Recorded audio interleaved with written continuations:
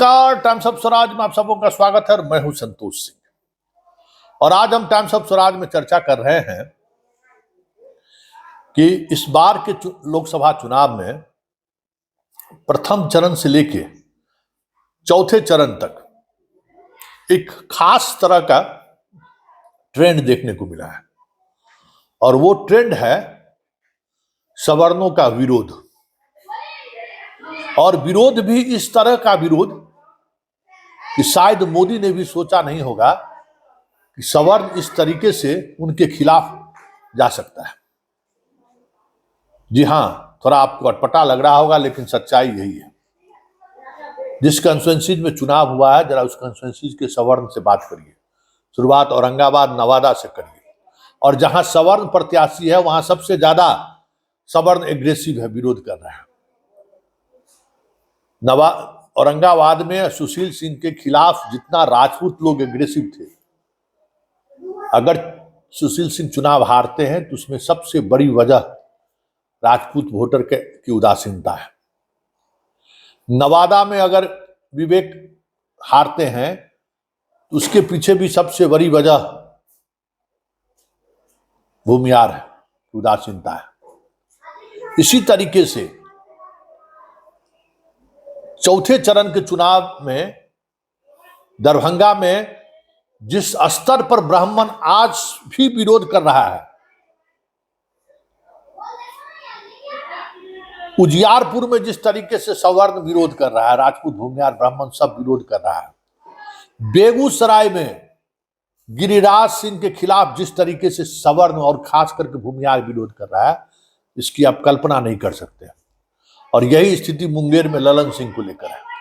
ये अलग बात है कि अशोक महतो के बाहर आने के बाद और अनंत सिंह को पेरोल पर बाहर निकालने के बाद गुस्सा थोड़ा कम जरूर हुआ है, लेकिन इसके बावजूद भी इन पांचों कॉन्स्टिट्यूएंसीज में जो सवर्ण मोदी के लिए वोटरों को बाहर निकालता था, मतदान केंद्र पर ले जाता था, सुबह से लेकर वोट खत्म होने तक मतदान केंद्र पर डटा रहता था और एक एक वोटर को बाहर निकलवा कर वोट करवाता था, वो इस बार कहीं देखने को नहीं मिला है।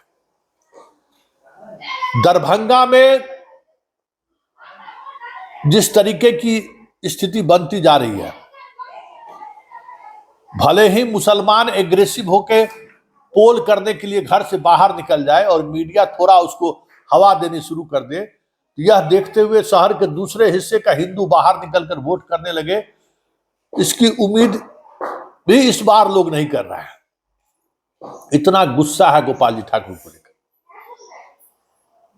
भूमियार हो, राजपूत हो, ब्राह्मण हो, या तो वोट गिराने जाएगा नहीं, वोट गिराने गया तो धीरे से किसी बूथ पर चला गया तो चला गया, जाके कुछ वोट गिरा कर चलाया, लेकिन उस अपने गांव के बाकी जो अति पिछड़ा है, बाकी लोग हैं, उसको ले जाके वोट गिराओ, चलो सुबह सुबह लाइन में लग जाओ, इसके लिए कहीं से प्रयत्नशील दिखता हुआ नहीं दिख रहा है अभी भी। और यही स्थिति बेगूसराय का भी है, यही स्थिति ललन सिंह के लिए मुंगेर में भी है। और ये स्थिति अगर बरकरार रह जाएगी, ये भी साफ दिख रहा है कि कुछ भी मोदी कह गए कि आप मोदी को वोट कर रहे हैं, उम्मीदवार को आप मत देखिए, आपका हर एक वोट मोदी को जा रहा है। इसके बावजूद भी सवर्ण मतदाताओं में बड़ी उदासीनता देखी जा रही है और ये उदासीनता कहीं न कहीं बीजेपी के प्रत्याशी और खास करके सवर्ण प्रत्याशियों के लिए पसीना छुड़ाते हुआ दिख रहा है। और इसकी एक बड़ी वजह यह भी रहा कि जिस तरीके से उम्मीदवारों को रिपीट किया गया मोदी की तरफ नीतीश के द्वारा, अरे हम हैं तो हमारे नाम पर लोग वोट दे देगा, वो प्रयोग बहुत महंगा साबित हो रहा है। और इस वजह से रिजल्ट का परिणाम प्रभावित हो जाए तो कोई बड़ी बात नहीं होगी। आज बीजेपी के कट्टर समर्थक से भी पूछिए कि क्या स्थिति है, हाँ 8-10 सीट महागठबंधन जीत जाएगा, वो ये बात कर, हमने यहाँ तो जीत जाएगा, लेकिन जब उससे पूछे कौन 8-10 सीट जीतेगा, नहीं 8-10 सीट जीत जाए कह रहे हैं ना। अब मतलब इस बार बड़ा कसमकस वाला लड़ाई है। इस कसमकस की लड़ाई में सवर्णों की उदासीनता मोदी के लिए महंगा पड़ सकता है, मोदी के लिए परेशानी का सबब बन सकता है। और अब कल देखना होगा कि कितने सवर्ण निकल पाते हैं। देखिए सवर्ण का सिर्फ वोट प्रतिशत नहीं होता है। और एक वाकया आप सुन लीजिए, आज की न्यूज हमारे साथ पढ़ने वाला एक मित्र है, उससे बात हो रही थी। वो जाति का कुम्हार है, उसके घर में भूजा खा रहे थे, ऐसी चर्चा हुई। उस कुम्हार का पत्नी का कहना था कि सब मालिक लोग के देखे छियै कि बड़ा उदासीन छथिन से। अब वो सब उदासीन छथिन तो की करबै, जकरा जहाँ मन भर रहलै वोट कऽ रहलै। अब क्या भाजपा के वोट करे के चाही, सब लोग तो भाजपा छेबे करब। नहीं, कोई खुश नहीं छथिन। सही बेर दऽ देबै हम सब आरजेडीए के वोट।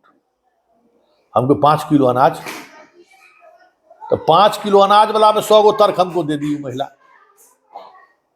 तो ये चीजें जो है ना, अब सवर्ण गांव में का जो अति पिछड़ा है, जिसको पचफोरना कहते हैं ये लोग, आजकल बड़ा बीजेपी वाला सब पूछिए ना, कहेगा 5 किलो अनाज। अब पचफोरना वोटर जो है ना, वो तो 50% है।